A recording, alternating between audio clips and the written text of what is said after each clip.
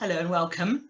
I'm Jan Birtle. I'm a consultant psychotherapist and consultant psychiatrist, and I'm the specialty lead on coaching and mentoring with the college. And we're here to have a conversation with two key people about coaching and mentoring. Hilary, could you just introduce yourself? Yeah, my name is Dr. Hilary Grant. I'm Medical Director at Birmingham Solihull Mental Health Foundation Trust, and I'm a forensic and child psychiatrist as a clinician. Welcome. And Adrian, thanks very much for joining us. I'm sure you're known to many of the people that will be watching this video, but it'd be helpful to hear a little bit about you. Well, thanks, Jan. I'm Adrian James. I'm also a forensic psychiatrist. I've worked in the same hospital for 28 years. I've also been a medical manager. I've been a clinical director, the first medical director of my trust. I've been a commissioner of services as well. And I had a number of college roles, and most recently as the president of the Royal College. Really good to be joining you. That's great. And Adrian and I worked together when you were a registrar in the college, and you actually appointed me to the specialty advisor role. I recall. So I was really pleased to have the opportunity to take that on. So at least I have good judgment in one respect. Well, thank you for that. That's great. Adrian, I was really interested to know of your own experience of coaching, if you feel able to share some of your own experience of what you feel the benefits are of that. Yeah, absolutely. I've benefited through the whole of my career, both in terms of my, my clinical work, but also my managerial work and my college work. In the early days, I actually set up a mentoring scheme in my trust and in the Southwest Division of the Royal College, and I've always really valued it. I think mentorship and coaching is part of your toolkit to help you to reflect on what you're doing, to look at what your goals are, what the organizational goals are, to both immerse yourself and the mentor or coach in those, but also to stand back from it. So you have all these different vantage points.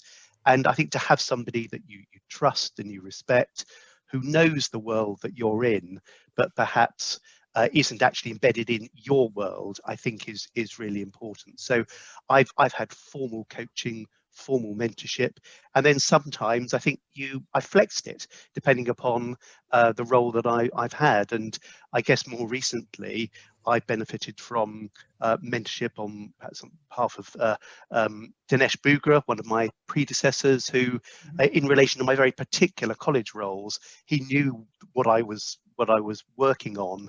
He knew me as a person, and so it was a reflective space, a safe space that I could grow and develop myself, but actually hopefully all the things that I was doing. Yeah, that's really helpful. I think that sort of safe, confidential space is something a lot of people talk about, actually. And I think one of the concerns we have is that psychiatrists can get very, very isolated, particularly if they're working in certain settings, I think, where they may be working with a team, but as the only consultant there. And certainly people seem to find it really helpful to have that very private, very confidential space, a bit of a distance away from their immediate working environment. That's great.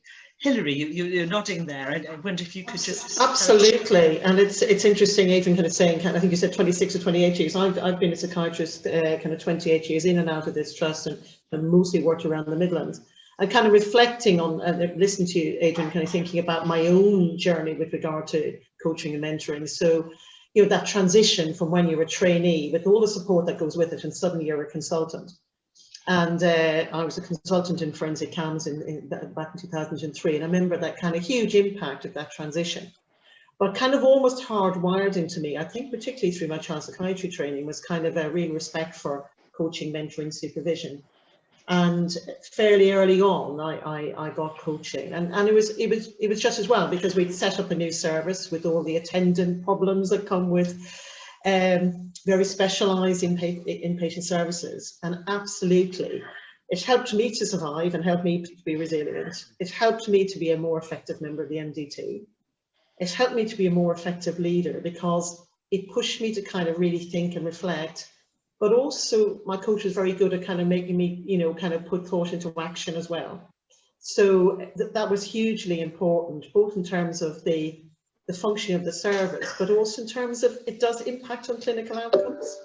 So that was the sort of beginning of the journey, and I have had coaching in all sorts of ways, both kind of mostly individual, but in the early part of my career as well, did some of that as a dyad. So the two, me and the other person who's leading the service, we did that as a dyad as well, which was really helpful, challenging in a different way.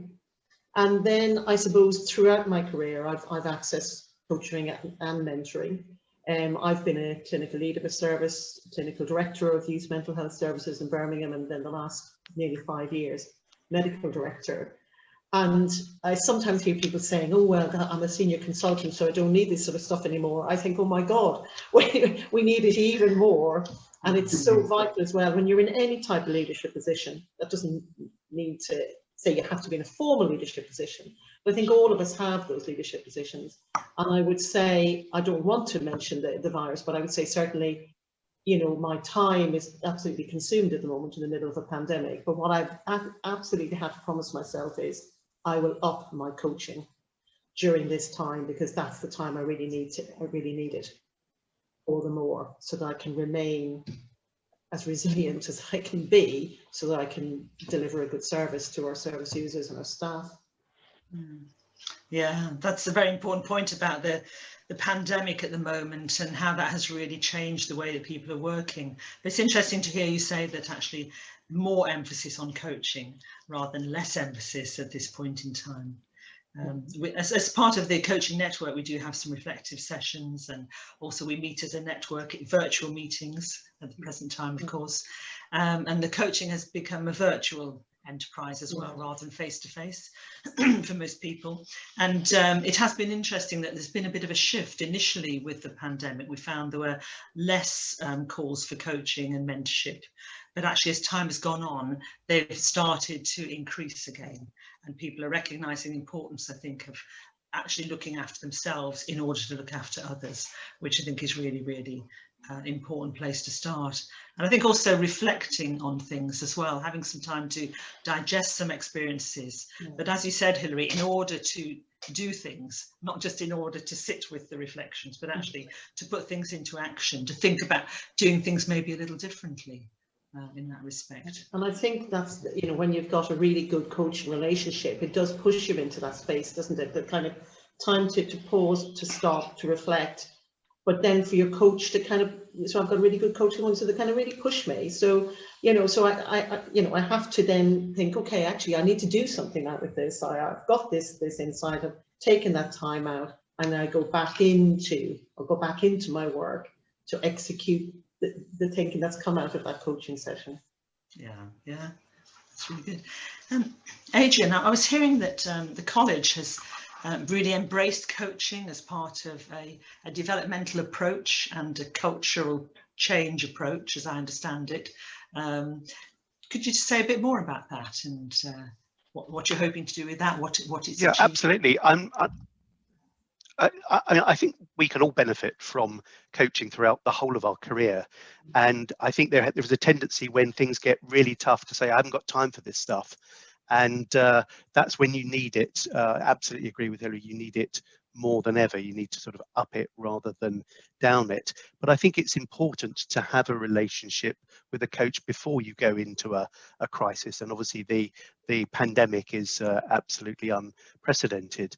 And the college supports it really at all levels. I think we would recommend it to everyone. It should always be there as part of your toolkit to help in terms of your personal development. I think it's good for your well-being. It's good for your performance, it's good for your development, it's good for all the things that the college prizes most greatly, teamwork, compassionate leadership. It's something that can help in all of those things. So we're very strong supporters, and it links in with a lot of our well-being work that we've done, and I think it's a proactive approach. We have the psychiatrist support service, and we've had link-ups, haven't we, between the mentorship and psychiatrist support service to see what are the lessons that you can learn to help people wherever possible. It's not always possible, not to face the biggest challenges that that some people have to face. So I think it's seen as part of a whole range of offers to people, so that we can all give of our best, and that's really what who doesn't want to do that? Yeah, very well said, actually. I mean, it's interesting as the college approach, we started off really trying to support people in that very big transition from being a trainee to being a consultant, which I think a lot of people do find very challenging. But I think we've also grown more people with skills in mentorship and coaching over time, and people are realizing the benefits can be there throughout their careers at all different stages, at all different transitions. And we've had a number of people develop peer mentorship schemes. I helped to set up a trainee peer mentorship scheme when I was working in Worcestershire, and the trainees are so keen to buddy new psychiatrists coming in to the profession. I think it really, and it was felt to be very, very positive experience. I think for not only the mentees coming in, but actually the mentors as well, because you get a lot out of it. You hear about different sorts of work, and it's fun, it's enjoyable as well to see people grow and develop. It's really, really, really good. Yeah, but actually, I absolutely agree that I think it's a two-way benefit. I think you learn and you grow as a mentor, and I've mentored many people throughout my career. You see different ways of doing things. You see people experiment with some of the ideas that you've thrown around, ways of doing things, outcomes that you want to see. So it's an experiment between the mentor and the mentee, and it's incredibly rewarding when somebody rings you up and said, look, we spoke 10 years ago about this is where I want to be, and here I am, and I wouldn't be there, unless I'd had that help. That's tremendously rewarding. So it's a two-way thing. So I'd recommend being a mentor and a mentee, and of course both at the same time, not with the same person, but you need both. Yeah, totally agree. I've seen that happen over and over again. It is hugely rewarding. It's somebody contacting you saying, Hilary, just to let you know, this is what I'm doing now. It's just fantastic, isn't it? It's kind of really seeing people develop and being able to be part of that journey for them. So totally agree. Yeah, it's lovely, isn't it, when somebody drops you a line. Actually, I was one of the trainees came to me and said, I've just been to a talk on mentorship, and actually the person giving the talk said that they'd had some mentorship and coaching with you, Jan, and how helpful it was.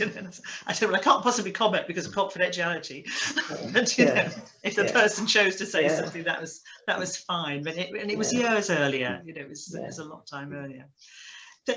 So we're talking about how we grow individuals, but I'm really, really interested as well in how you grow a culture in an organisation. And Hilary, I don't know if you could say something about actually developing an organisation. You're the medical director of a very large and complex mental health trust. Yeah, it is large and it is complex. Thanks for that, Jan. I mean, and I'm really glad to have this opportunity to have this conversation as well, because developing compassionate culture is hugely important to me, and also the whole staff well-being aspect. So I've been doing quite a lot of work on this within our organisation, particularly over the last 3 years, and also we're also kind of massively invested around quality improvement. So if I could just give you an example, really. So if you think about the trainees, so when I started in post, when we'd have our meetings with the BMA and the trainee reps and consultant SAS reps, there would be typically a sort of almost a management, non-management split where they would bring problems and then management would sort them or not sort them to various degrees. And what we've completely kind of turned it on its head. So it's not command and control anymore. It's not that sort of split anymore, and it's much more around. So, for example, the trainees have brought a number of issues, and what we did is we said, well, let's try and solve these together. And we very much took a coaching approach to getting the solutions to the problems they were bringing up. So we would then pair them with one of us, or a senior colleague, somebody who's perhaps skilled in QI. So the trainees came away with usually their problem solved far better than we would have solved them as a management team. they came away with having had some coaching and a really supportive mechanism for them getting through those problems. And they would have also come away with some QI skills. And it's completely turned relationships on its head. And I was really delighted when the BMA said, you know, this is the best relationship we've had in your organisation for years. But it also it just creates a very different dynamic for the trainees in terms of being coached through that. And we did a similar thing around implementation of the SAS Charter. So you're probably aware of the SAS Charter. And we had a very demoralised group of SAS doctors, and I was really saddened the first time I went to meet them because they felt demoralised. They felt that they were the workhorses of the organisation, but they weren't seen and they weren't heard. And I really had to listen to some really difficult stuff from them, and it was very painful to hear that that was their experience in our organisation. But what we did then together is we kind of almost provided kind of a coaching style with them, and they provided a coaching style with other SAS doctors for the full implementation for the SAS Charter, which has completely changed the culture for that group of staff. So they're just two examples, but we're very much driving the kind of compassionate culture, the real staff well-being, the staff well-being approach, but trying to kind of really co-produce solutions together, rather than us sitting away somewhere thinking about, well, we know the answer to these questions and we will impose something. And that is kind of really helped us develop our well-being offer as well, which is quite extensive now. So they're just a few examples. That's really helpful. I think it's interesting what you're describing, because what struck me as you were talking was you're actually treating people as adults. Yes. Yes. You know, inviting them to be in an adult conversation, co-producing, sharing problems. Sharing and it's interesting, solutions. Yeah, because it's interesting at first when we were trying to do that at first. I do think I think there was some perhaps cynicism or a little bit of resistance to doing things that way, and now you kind of see people coming away saying, well, we've worked on finding those solutions, we've been part of the solution, and I think they really get something from it. They feel they've got a sense of belonging to the organisation, they've got a sense of ownership, a sense of accountability, that they've been part of implementing changes rather than we've done something solely on our own. Mm-hmm. Whether that makes sense, but no, sounds really, really positive actually. Very good. And I think that SAS doctors actually, we do have an SAS representative on the coaching and mentoring network, which has been really, really helpful. And we've done quite a bit of development of coaching and mentoring skills with that group of doctors, because I think they are often underappreciated, you know, and really do provide a huge amount of input to high quality services right across all mental health services in the 4 nations of the college. Really, really helpful. Yeah. Is there anything else you think we could develop around coaching and mentorship that would be helpful? I'm thinking about some populations we're trying to reach that we're considering. Yeah. This sort of international medical graduates, for instance, being one of them, and how we might develop things going forward. We're thinking about really trying to proactively engage them in coaching when they start working in different services. Certainly some trusts have started having mentorship schemes within the trusts. Yes. Yeah, so we're within our trust with obviously, so I meet with every newly appointed consultant because I feel I want to meet every single one that comes into our organisation. But I always think, you know, one of the first things I say to them and one of the last things I say to them as they're leaving is around mentorship and coaching. But also we're trying to develop something within the trust as well. We were hoping to launch it in March. We got delayed, so we're going to be hoping to launch it in December, which is a kind of combination of a bit of a kind of a peer coaching thing, which is also going to be supplemented with some more kind of plenary type things for new consultants, for consultants within the first 3 to 5 years. We're not going to be too kind of rigid about that, but it's something that's come up out of conversations I've had with new consultants about that transition, but about some of the stuff that's really challenging for them that don't necessarily get addressed through training for all the various reasons. So that's something we're going to be implementing later this year, to kind of provide, to supplement the coaching and mentorship, but also to kind of have that kind of peer support amongst them as well as us kind of giving them some plenary sessions. Sounds good. Adrian, just back to the college, is there anything else you think the college could benefit from in terms of what the offer the coaching network might put forward? Don't know if you have any thoughts about that. Well, we have 19,200 members, mostly in the UK, about 4,500 outside of the UK. And I think it's important that there is an offer to all members that it meets their needs and is appropriate to the sorts of developmental opportunities they want to access. And I think if we put your hand on your heart, we would say there are groups that have often missed out, and we need to make sure that we plug those gaps. And I'm glad to hear you mention SAS doctors, because I think that's a really important backbone of our services, and we need to ensure that they have mentorship. But I think doctors who have qualified overseas, I think sometimes have very particular needs and can benefit from a particular approach to mentorship. And we know from their own stories that they've often found that they've had to work twice as hard. They've often worked in an environment where they've felt they haven't been listened to or appreciated. And we need to make sure that they've got everything in their toolbox in order to give off their best, but also to get the best out of the organisations and services that they work in. So I think we've got to look at every member and valuing them all equally. That's great. Yeah. So it's really, really helpful to have your thoughts and contributions about that. Any last minute thoughts you'd like to share with us before we close the meeting?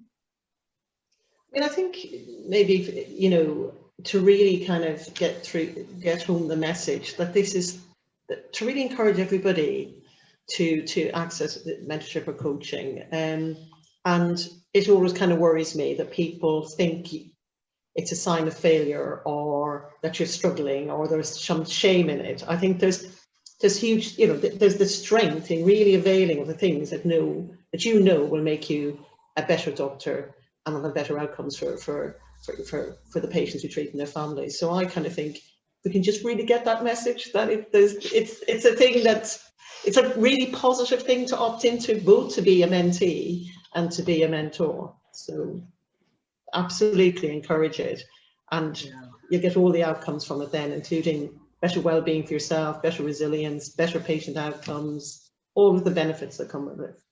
Mm-hmm. I think it helps people really play to their strengths, doesn't it? And bring their energy to work in the right sort of ways, in the best places where it can have an impact. Yeah. Well, I think ultimately we're here for patients and to give of our best to them. And I'm absolutely convinced, and there's a considerable evidence base behind this, that having a coach or a mentor helps you to give of your best throughout the whole of your career, through the ups and downs of a career, the highs and the lows. So I would really encourage people to be proactive about it and keep with mentorship and coaching throughout their career. And I think then you'll get to the end of your career, and I think you'll have been able to contribute more, you'll have achieved more of your goals, and actually your well-being hopefully will be better as well. So I think it's a really positive thing to be proactive about. Hilary, Adrian, thank you so much for your time and your thoughts. It's been really, really interesting and stimulating and exciting to have this conversation together, and we'll carry on working to spread the remit of coaching and mentoring across the college. Thank you. Thank you. Well, thank you, Jana. Thank you for your leadership and your role in this. You've really moved things on a lot, and that means a lot to me, actually, to see what you've done. So thank you, and very well done. And thanks for the opportunity as well. Thank you. Thank you both. Thanks.